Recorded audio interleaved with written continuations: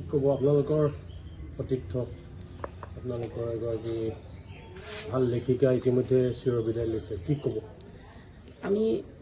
পকলীয়াঘাট লেখিকা সমাৰোহ সমিতিয়ে তেওঁৰ মৃত্যুত বৰ মৰ্মান্তিক হৈছোঁ বৰ দুখ পাইছোঁ অনুপ্ৰভা হাজৰিকা কেৱল লেখিকা সমাৰোহ সমিতিয়ে নহয় সদৌ বকলীয়াঘাট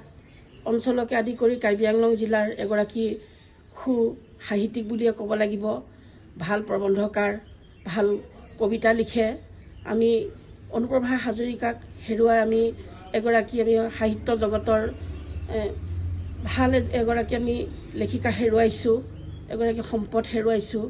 গতিকে আমি লেখিকা সমাৰোহ সমিতিয়ে ইয়াত বৰ দুখ প্ৰকাশ কৰিছোঁ তাৰোপৰিও আমাৰ লেখিকা সমাৰোহ সমিতিৰ বৰ্তমানেও তাই আমাৰ সদৌ অসম লেখিকা সমাৰোহ সমিতিৰ সদস্যা আৰু কাৰ্বি আংলং জিলাৰ সহ সম্পাদিকা তথা আলোচনীৰ সম্পাদিকা আৰু বকলীয়াঘাট অঞ্চলৰ আমাৰ বকলীয়াঘাট শাখাৰ কেইবাবাৰো তাই সম্পাদিকা কৰি গৈছিলে আৰু নেক্সটতো এবাৰ আকৌ হোৱা কথাই আছিলে গতিকে আমি অনুপ্ৰভা হাজৰিকা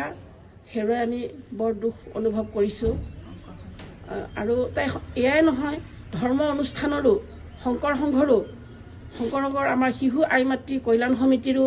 তাই কেইবাবাৰো তাই আলোচনাৰ সম্পাদিকা হৈছে আমাৰ সেই আলোচনা চক্ৰৰ যিখন আমাৰ পত্ৰিকা তাতো তাই কেইবাবাৰো সম্পাদনা কৰিছে আৰু ধৰ্ম সম্পৰ্কে লিখিছে তাৰোপৰিও সাহিত্য সভাৰো তেওঁ আজীৱন সদস্যা আৰু আমাৰ বিহু সমিতিৰ লগতো আমাৰ যথেষ্ট তাই জড়িত আছে যোৱা বছৰ বিহু সমিতিৰ বকলীয়াঘাট অঞ্চলৰ বিহু সমিতিৰ স্মৃতিগ্ৰন্থৰ কেতেকীৰ সম্পাদিকা আছিল গতিকে আমি তেনেগৰাকী ছোৱালীক হেৰুৱাই আমি বৰ দুখ বেজাৰ তথা আমি এগৰাকী মৰ্মাহত হৈছোঁ